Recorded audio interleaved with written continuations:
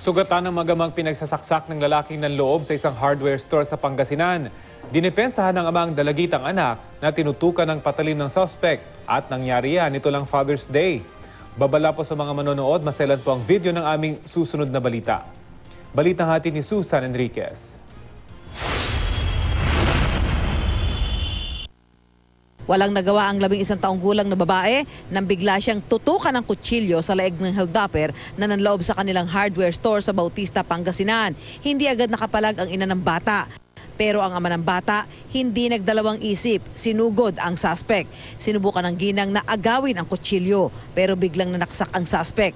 Tinamaan ang likod ng dalagita.